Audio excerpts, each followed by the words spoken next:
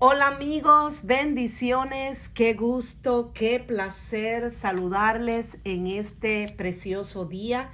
Gracias nuevamente por conectarse, gracias nuevamente por estar aquí en este tu programa de YouTube Tesoro del Cielo. Hoy estaremos continuando con el estudio del Salmo 51, la segunda parte. Un salmo de confesión, de arrepentimiento, de restauración, de un alma contrita y quebrantada a causa de su pecado.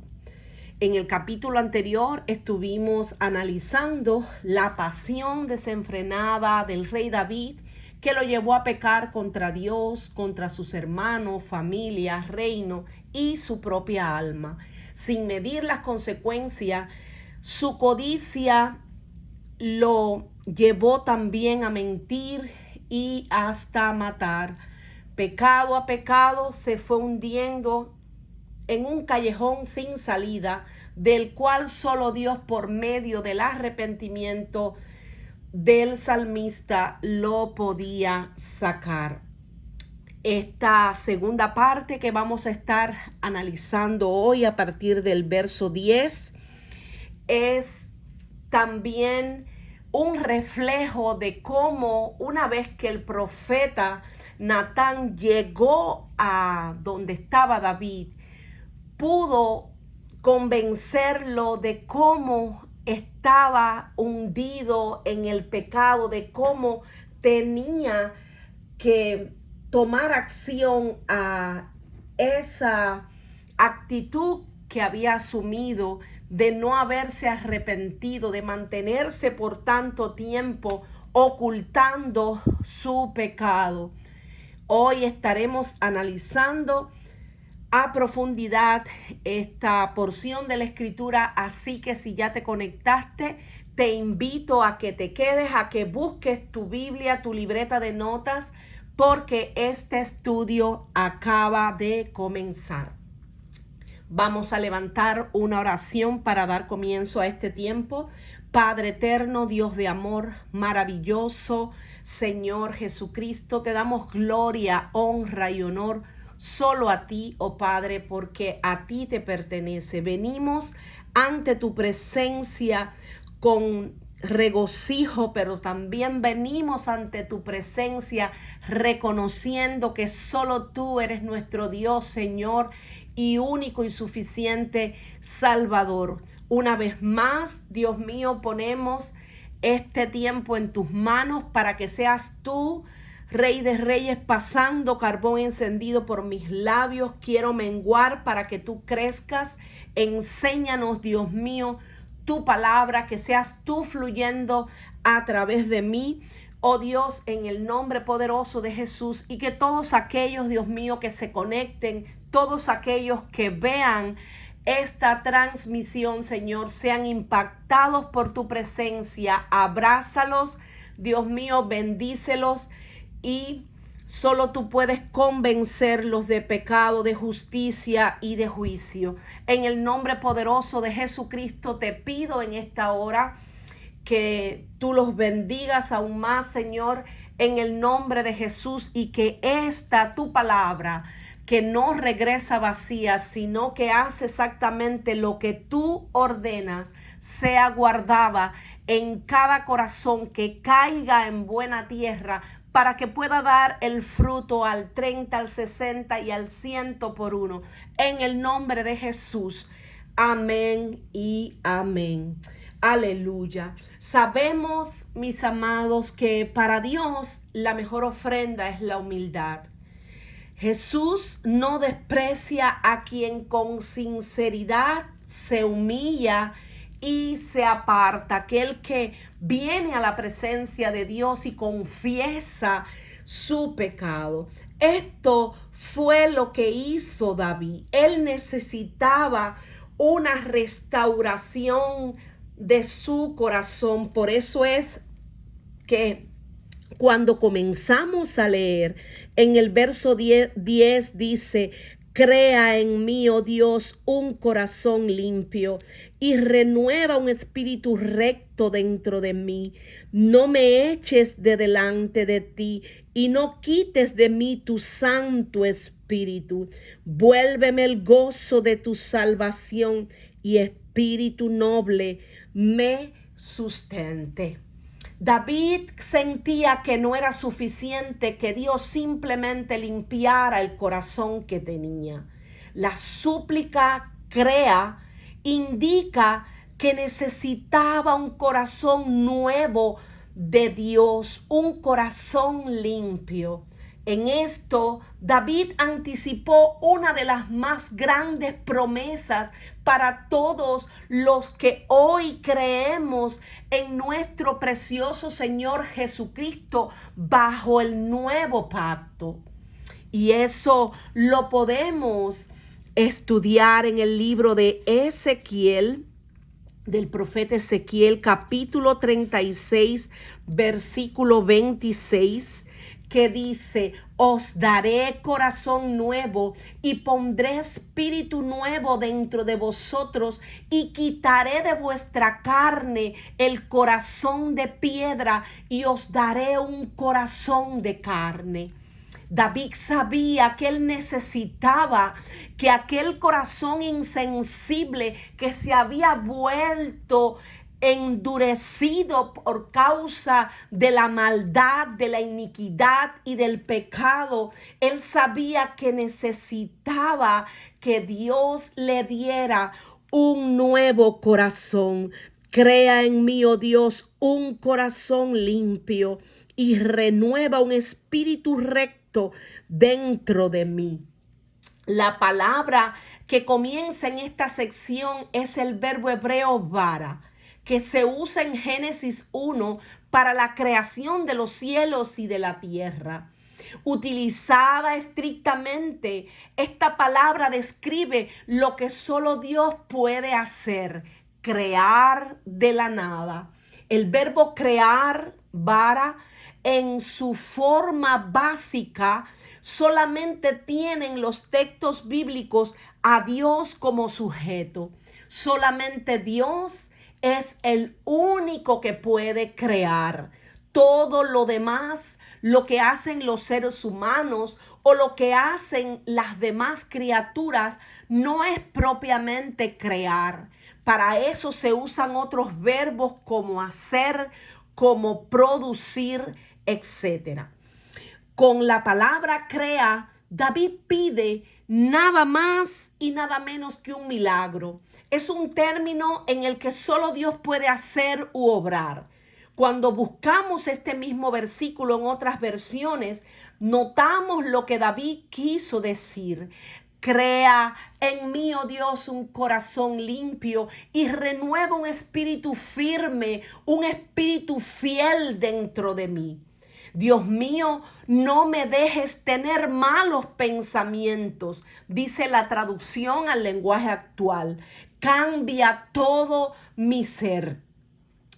Es que cuando nosotros analizamos las diferentes versiones, nos damos cuenta cómo David lo que necesitaba era un cambio radical en su mente.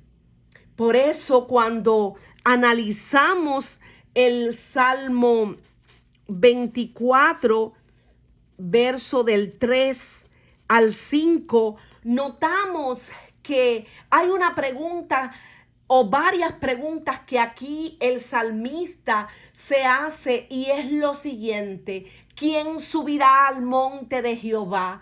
¿Quién estará en su lugar santo? El limpio de manos y puro de corazón, el que no ha elevado su alma a cosas vanas, ni jurado con engaño. Él recibirá bendición de Jehová y justicia del Dios de salvación. David pedía con urgencia una limpieza de corazón. Aquí no se trata del corazón como un órgano que bombea la sangre. Aquí se habla de la mente, una renovación interna del pensamiento, un cambio radical en la manera de pensar. Solo cuando nosotros cambiamos nuestra manera de pensar, cambia también nuestra manera de vivir, nuestra manera de comportarnos, nuestra manera de hablar. Todo nuestro ser es transformado. Dios nos ayuda, pero nosotros tenemos que poner de nuestra parte, porque tal es el pensamiento del hombre, así es él. Los pensamientos se convierten en palabras, las palabras en acciones, las acciones en hábitos, los hábitos en costumbres, las costumbres en estilos de vida, los estilos de vida en tradiciones. Y es que el que ama la limpieza de corazón, dice la Escritura que por la gracia de sus labios tendrá la amistad de Dios. Y eso podemos encontrarlo en el libro de Proverbios 22:11. David pedía a Dios una renovación de su mente, un corazón limpio y un corazón sano, que procurara tener siempre una conciencia sin ofensa ante Dios y ante los hombres, tal y como lo describe el libro de Hechos, capítulo 24, versículo 16. Sabía que él solo no podía lograrlo. David necesitaba la intervención de Dios. Él necesitaba arrepentirse, cambiar la dirección de su mente, de su razonamiento, de su pensamiento. Aunque Dios hace su parte, nosotros también debemos procurar con diligencia agradarle en todo. Porque cuando leemos el libro de Efesios, capítulo 4, a partir del verso 22, que dice: en cuanto a la pasada manera de vivir, despojaos del viejo hombre que está viciado conforme a los deseos engañosos y renovaos en el espíritu de vuestra mente y vestíos del nuevo hombre creados según Dios en la justicia y santidad de la verdad. Esto es un mandato que Dios nos da a despojarnos de esa pasada manera de vivir, de esos deseos engañosos de nuestra carne, a que renovemos nuestra mente, porque ciertamente todos aquellos que hemos recibido a Cristo como único Dios, Señor y Salvador, Él nos da la mente de Cristo. Somos ministros competentes de un nuevo pacto que se deja guiar por el Espíritu. Este es el pacto que haré con ellos. Después de aquellos días, dice el Señor, pondré mis leyes en sus corazones y en sus mentes las escribiré. Añade, y nunca más me acordaré de sus pecados y transgresiones.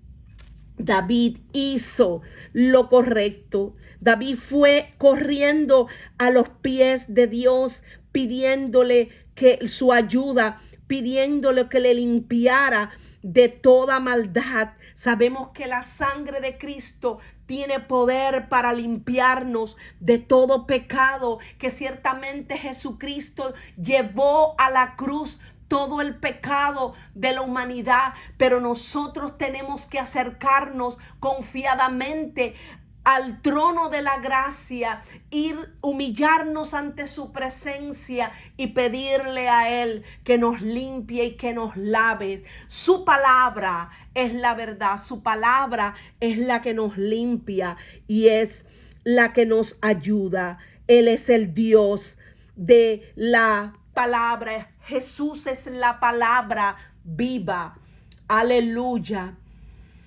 Aleluya. Acerquémonos con corazón sincero en plena certidumbre de fe. Y como dice este libro de Hebreos 10, a partir del verso 16, dice: acerquémonos con corazón sincero, porque Dios lo que quiere es que nosotros tengamos un corazón sincero, que no encubramos nuestro pecado. Esto fue lo que una vez que el profeta confronta a David, él hace. Él le pide a Dios, él reconoce que el pecado lo había ensuciado, porque el pecado trae muerte, pero el pecado también trae mancha a nuestra vida. Por eso es que él le decía: crea un corazón limpio, dame una mente limpia, porque se sentía sucio delante de Dios ante todas las cosas que ya analizamos y que seguiremos analizando que él hizo. Por eso la escritura en Hebreos 10:16 dice: acerquémonos con corazón sincero en plena certidumbre de fe, teniendo fe de que Dios un corazón contrito y humillado no desprecia, teniendo fe en Jesucristo de que Él ciertamente quiere ayudarnos en nuestra debilidad. Purificados los corazones de mala conciencia y lavados los cuerpos con agua pura. Mantengámonos firmes sin fluctuar la profesión de nuestra esperanza, porque ciertamente fiel es el que prometió, y tenemos que considerarnos unos a otros para estimularnos al amor y a las buenas obras. Aleluya. ¿Quién podrá decir: yo he limpiado mi corazón, limpio estoy de mi pecado? Dice el libro de Proverbios 29. Ciertamente son bienaventurados los de limpio corazón, porque solo ellos verán a Dios. Dice el libro de Mateo 5:8.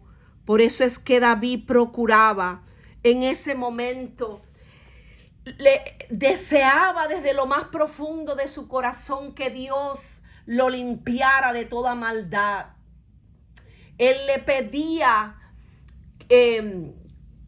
esa limpieza de su mente y de su corazón, porque sabía que lo que había hecho delante de Dios era digno de condenar. Por eso él le pidió: no me eches de delante de ti y no quites de mí tu Santo Espíritu. Vuélveme el gozo de tu salvación y espíritu noble me sustente. Y esto me hace acordar también del apóstol Pablo cuando le aconseja a Timoteo: te pido que les enseñes a amar de verdad, le decía el apóstol a su hijo Timoteo. Solo los que tienen la conciencia tranquila confían sinceramente en Dios y pueden amar de verdad. Esto podemos encontrarlo en el libro de Primera de Timoteo 1:5. Y es que pareciera como que David pues había perdido eso de tener de verdad una conciencia limpia por todo lo que tramó contra Urías con tal de quedarse con su esposa. Tenemos que amar de corazón puro, sin fingimiento y sin hipocresía. David sabía que había pecado gravemente contra Dios. Se fue a descansar al palacio en plena guerra, cuando sus compañeros estaban allí dando su vida por la nación. Él estaba descansando. Eso no bastó para que en aquel momento de debilidad codició la mujer de Urías, pero en vez de dejar en ese momento y llevar cautivo su pensamiento a la obediencia al Señor, ¿qué hizo? Mandó a buscar a aquella mujer, aún sabiendo cuando aquellos a quienes él preguntó le habían dicho que era una mujer casada. Él codició a la mujer, adulteró con ella, no solo en su mente, sino que consumó el acto tomándola como mujer, aún sabiéndolo todo. No le importó conspirar contra Urías, no le importó hacer abuso del poder, manipular la situación a su antojo, usó el engaño, fingió una amistad actuando con hipocresía. No le bastó y hasta emborrachó a Urías, y por si fuera poco, lo mandó a poner en la parte más fuerte de la batalla para que terminaran con su vida. Todo con tal de quedarse con Betsabé. Su pasión desenfrenada lo hizo errar, ceder a la tentación, perder la visión y la cordura, pecando contra Dios y su prójimo. Dios conoce la intención de nuestro corazón, mis amados. Sabe cuándo obramos bien y con buena intención, o cuando obramos aparentemente bien ante los ojos humanos, pero con una mala intención. David invita a Urías a cenar, le hace banquete, lo envía a su casa a descansar. Esto a los ojos de cualquiera que no conociera la verdadera razón de David pudiera parecer bueno. Sin embargo, David lo que buscaba no era agradar a Urías ni tener su amistad. Él lo que quería era encubrir su pecado, el embarazo de Betsabé, que nadie sospechara de la infidelidad y el adulterio. Pero como dice el libro de Mateo 22:18,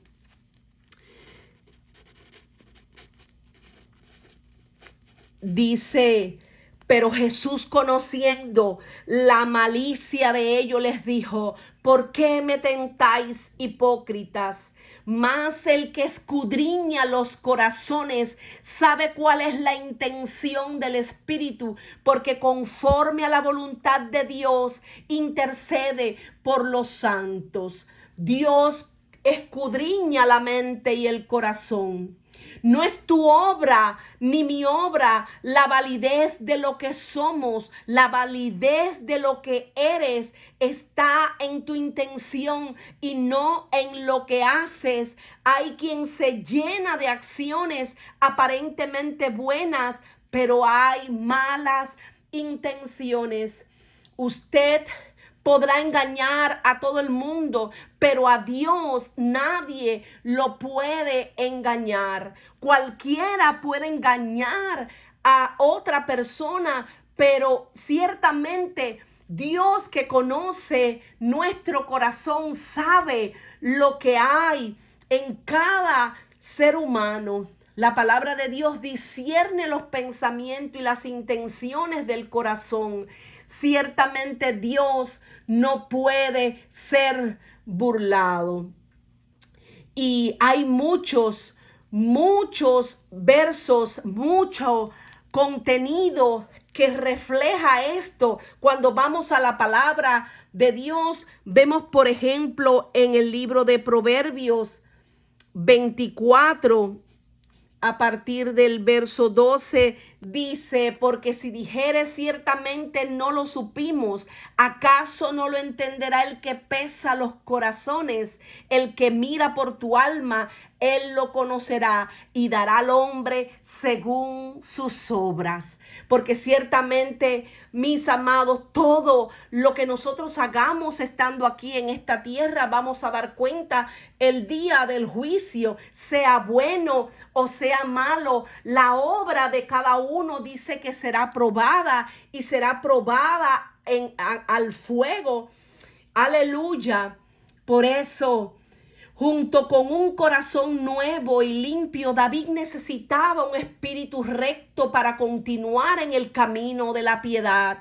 Esto expresaba una confianza humilde en el Señor. Renueva un espíritu recto o un espíritu firme para Dios, capaz de resistir al enemigo, firme en la fe, perseverante en el camino que es llamado santo. Es necesario un espíritu recto. Es necesario mantener un corazón puro y limpio. Y por otro lado, cuando por la limpieza del corazón el hombre es liberado de las perturbaciones, de esos deseos rebeldes y de las influencias debilitantes del pecado, pues el espíritu entonces estará recto. No me eches de delante de ti, decía David. No quites de mí tu Santo Espíritu. Esta fue otra forma en la que David expresó su continua confianza en Dios. Para él el objetivo de la limpieza y la restauración era renovar su relación con Dios. David no quería un Dios que lo limpiara y que permaneciera distante. No me eches de delante de ti, porque él sabía que no podía permanecer una persona con las manos llenas o sucias por la sangre de haber matado a un hombre inocente. No podía permanecer ante un pecado como aquel que él había cometido delante de un Dios santo. No me eches delante de ti. El castigo de Caín que posiblemente David podría tener aquí en mente como culpable de asesinato. No quites de mí tu Santo Espíritu. El trasfondo probablemente de este temor de ser un náufrago era el ejemplo de Saúl, de quien se había apartado el Espíritu del Señor.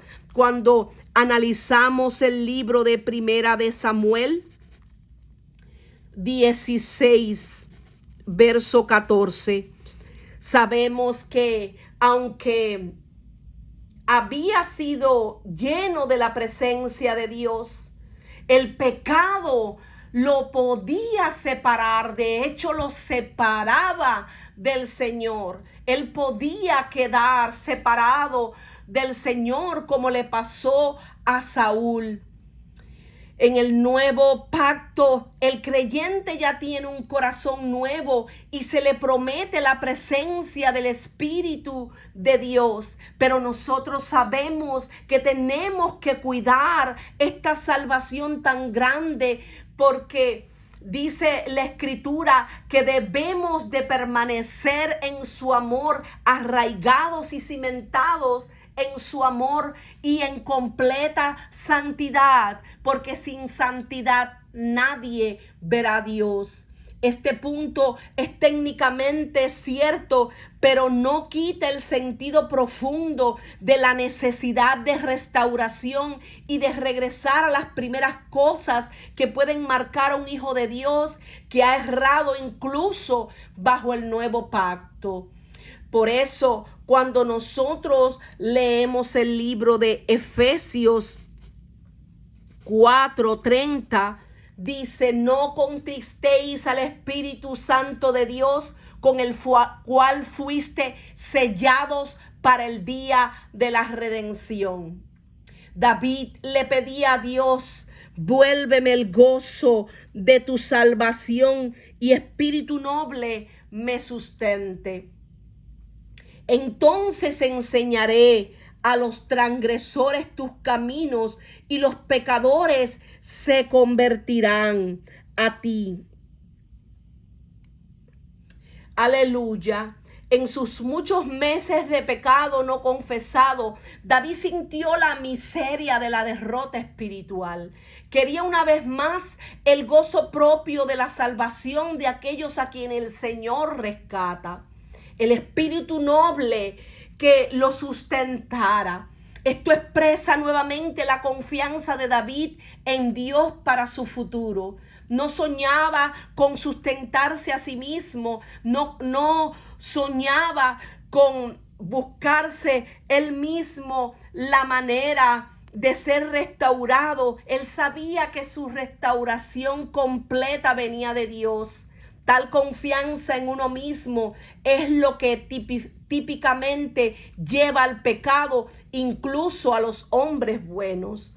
Entonces enseñaré a los transgresores tus caminos y los pecadores se convertirán a ti.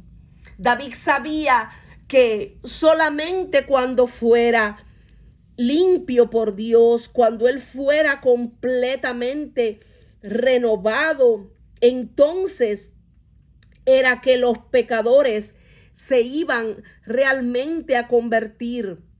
Cuando vieran en él un cambio verdadero, cuando tuvieran ante su presencia un testimonio verdadero de que era un verdadero hijo de Dios por su manera de conducirse.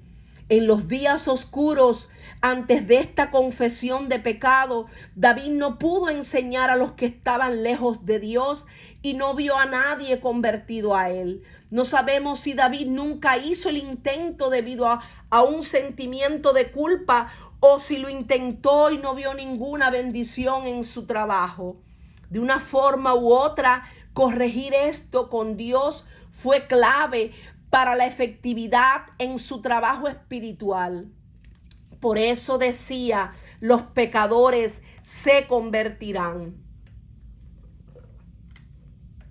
David utilizó la misma palabra aquí, traducida como convertirán, que anteriormente fue traducida como vuélveme. El salmista que oró, vuélveme, también ora para que pueda ser un instrumento en la restauración de los pecadores a los caminos del Señor. Y esto pues me trae a la memoria el libro de Juan, capítulo 17, cuando el Señor Jesucristo ora al Padre por los discípulos y le pide para que todos sean uno como tú, oh Padre, en mí y yo en ti, y que también ellos sean uno en nosotros para que el mundo crea que tú me enviaste. Porque ciertamente, mis amados, ¿cómo iba la gente a creer en que ciertamente David era un hombre de Dios? Si en aquel momento se enteraban de que él había pecado contra Urías, tomando a su mujer, mandando a matar a Urías, cuando la Biblia refleja, cuando la Biblia dice que nosotros tenemos que amar a nuestro prójimo como nos amamos a nosotros mismos. ¿Cómo entonces él iba a decir que amaba a Dios si le estaba haciendo daño a su prójimo? Esto es algo que nos lleva pues a la reflexión, porque así como dice la regla de oro, nosotros no podemos hacerle daño a nuestro prójimo. Nosotros tenemos que hacerle bien a nuestro prójimo, así como nosotros nos gustaría que nos traten. Tenemos que tratar a los demás. ¿Cómo entonces los no creyentes van a creer si no ven realmente el fruto del Espíritu en nosotros los cristianos? Por eso es que muchas veces nosotros como cristianos, y cuando digo nosotros me incluyo porque aquí nadie está exento, sabemos que todos de alguna forma u otra hemos hecho muchas veces lo malo delante de Dios. Por eso es que me gusta estudiar la Escritura, porque ella nos lleva como un espejo a mirarnos primero a nosotros mismos, para que nosotros podamos delante de Dios ir a su presencia y ser sinceros con Él y reconocer en qué hemos fallado. El testimonio es sumamente importante. David no podía corregir en esta situación a nadie. No podía predicar y pretender que alguien se convirtiera a Dios. No estaba siendo coherente. El que ama no hace daño al prójimo ni a su hermano. David había comprendido eso, sabía la gravedad del pecado que había cometido. Fue muy fácil para él juzgar y condenar a muerte a aquel hombre que había tomado la única oveja de su vecino. Lo realmente asombroso era que ese hombre que merecía morir era él mismo.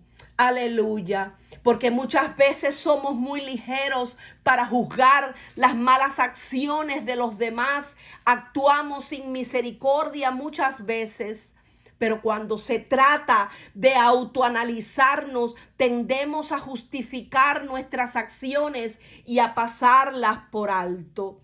Y yo le invito a que usted pues estudie el libro de Segunda de Samuel, en el capítulo 12, del 1 al 14, porque en este capítulo podrá entender más a profundidad todo lo que le dijo el profeta Natán y cómo él tuvo que reconocer ante el Señor que había fallado. Líbrame de homicidios, oh Dios, Dios de mi salvación. Cantará mi lengua tu justicia. Aquí podemos analizar cuando vamos a esta porción de la Escritura que David dice cuando es confrontado por el profeta Natán: pequé contra Jehová. Y Natán dijo a David: también Jehová ha remitido tu pecado, no morirás. Mas por cuanto con este asunto hiciste blasfemar a los enemigos de Jehová, el hijo que te ha nacido ciertamente morirá. Y aquí es donde se cumple la paga del pecado, es muerte. Mas la dádiva de Dios es la bendición y la vida eterna. Aleluya. Líbrame de homicidios, oh Dios, Dios de mi salvación. Le decía David en el verso 14: Dios de mi salvación, cantará mi lengua tu justicia. Porque Señor, abre mis labios y publicará mi boca tu alabanza, porque no quieres sacrificio que yo lo daría, no quieres holocausto. Los sacrificios de Dios son el espíritu quebrantado, al corazón contrito y humillado no despreciarás tú, oh Dios. Líbrame de homicidios. David estaba profundamente consciente de su pecado de asesinato contra Urías, como bien describe ese libro de Segunda de Samuel, capítulo 11. Aunque no hace ninguna referencia específica a su adulterio en este salmo, sentía que debía ser una mención específica de este gran pecado. Una petición así presentada al Dios de mi salvación seguramente sería contestada. El criminal suplica en este versículo la ayuda, la liberación, como si no solo oyera la voz de sangre inocente clamando desde el suelo.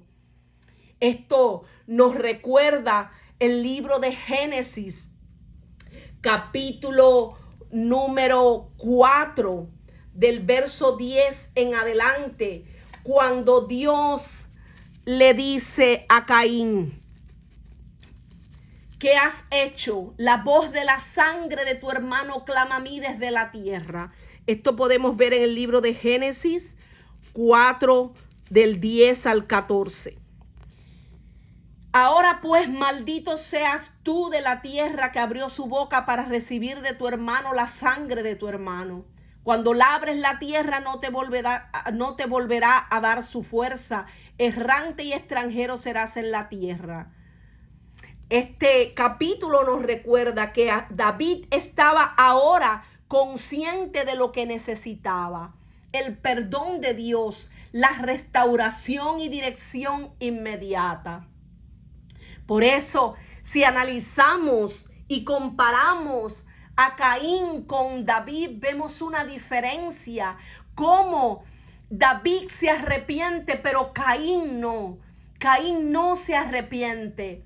En este caso, David pide misericordia, pide perdón.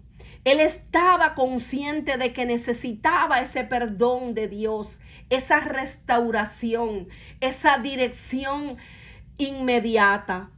Por eso, cuando leemos la escritura, dice: Señor y Dios, Dios de mi salvación, líbrame de la muerte.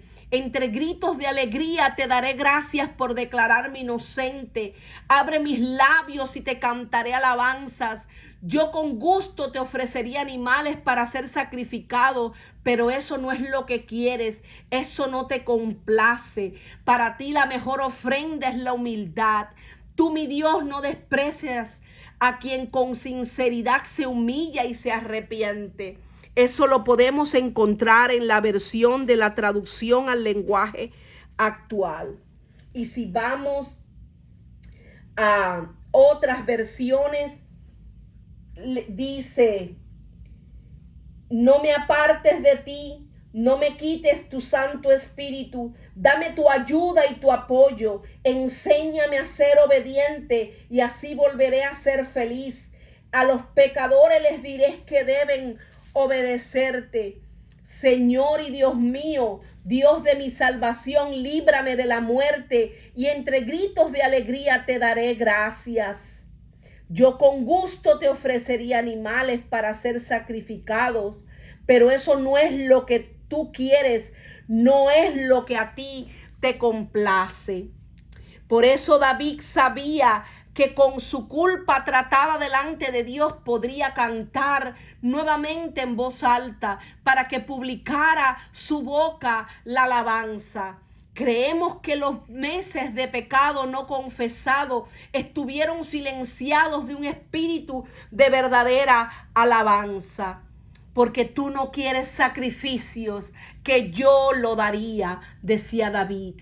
David expresa el principio presentado en el Salmo anterior, en el Salmo 50. Comprendía que aunque el sacrificio de animales tenía su lugar, lo que Dios realmente deseaba estaba en el corazón del hombre. Él habría estado bastante contento de presentar a decenas de miles de víctimas si éstas hubieran cumplido con el caso. De hecho, todo lo que el Señor prescribió lo habría cumplido con alegría. David tenía un gran amor por la casa del Señor y había patrocinado grandes sacrificios a Dios. Y esto lo podemos corroborar en 2 de Samuel, capítulo 6, del 13 en adelante, también en el 17 y 18 de este mismo capítulo. Sin embargo, entendía que uno podía sacrificar un animal o muchos animales a Dios sin un corazón contrito y verdaderamente arrepentido. Por eso, esto es lo opuesto a ese corazón duro o pedregoso del que tanto leemos, que significa un corazón insensible a la carga del pecado. Un corazón que es obstinado, altivo y rebelde contra Dios, inminente e incorregible. El corazón limpio debe continuar contrito para que no deje de estar limpio.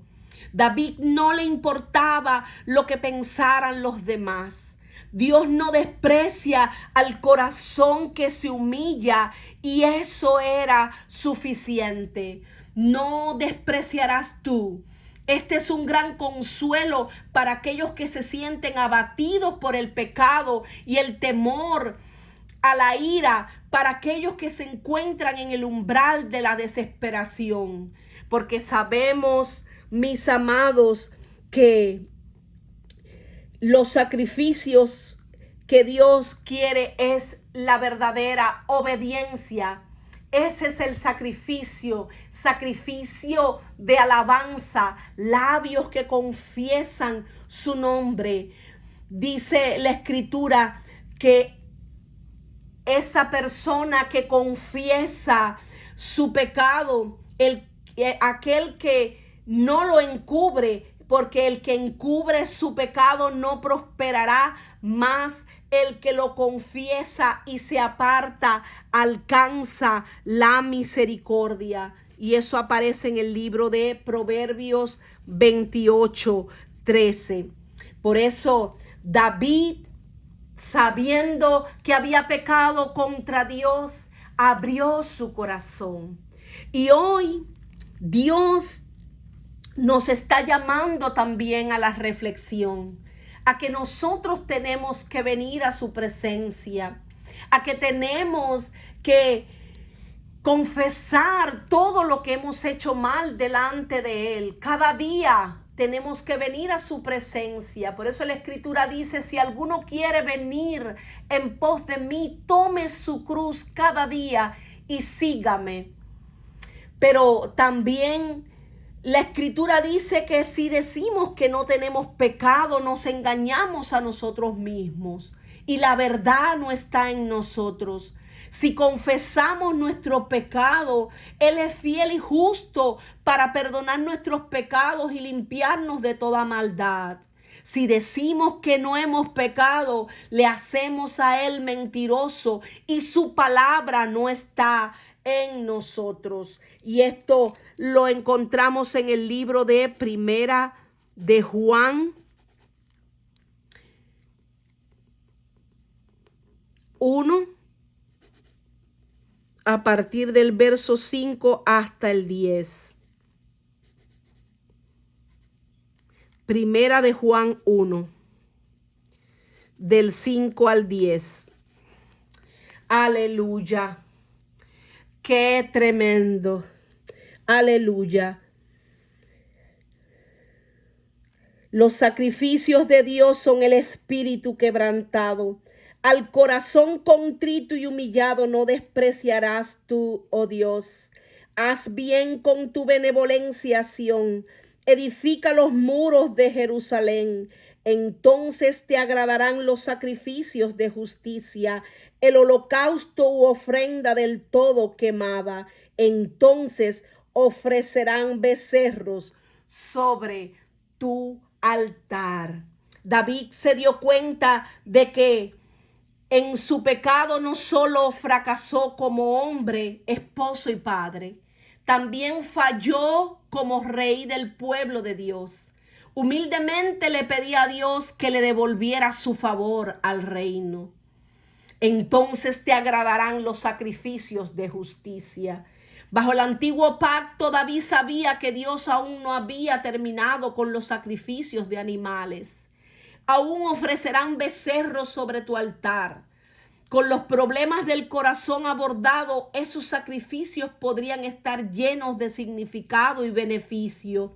También es posible que David tuviera en mente los sacrificios que se ofrecían regularmente en el nombre de Israel y que pudieran ser restaurados a su significado y beneficio en nombre de la nación. Porque es que Dios demanda obediencia y no sacrificios.